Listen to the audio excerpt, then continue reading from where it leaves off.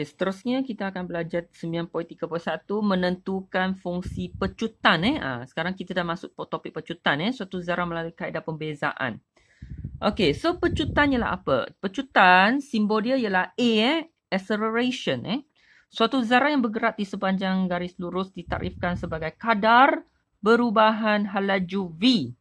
Okey, so kadar perubahan halaju V maksudnya dV ber dt. Okey, dV ber dt. Okey. So, hari tu kita belajar sesaran. Okey, kalau kita bezakan sesaran, dapat halaju. So, sekarang kalau kita bezakan halaju, dV ber dt, kita dapat pecutan. Dan dV ber dt ni sebenarnya beza dua kalilah sesaran. Faham tak? Beza dua kali second derivative. Okey, tak apa. Kita tengok contoh 7. Okey. Suatu zarah bergerak di sepanjang satu garis lurus dan melalui satu titik tetap O. Pada masa T saat selepas melalui O sesaran S, zarah itu dari O diberi ialah, okey, saya tulis dulu, S sama dengan T kuasa 3 campur T kuasa 2 tolak 8T. Okey.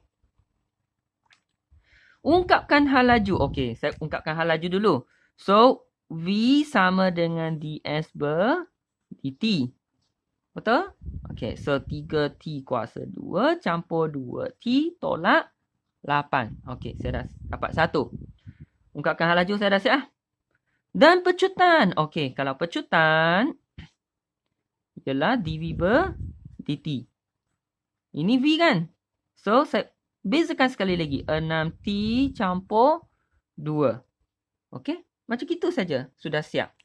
Okey? So, ini sesaran. Beza sekali dapat halaju. Beza sekali lagi dapat pecutan.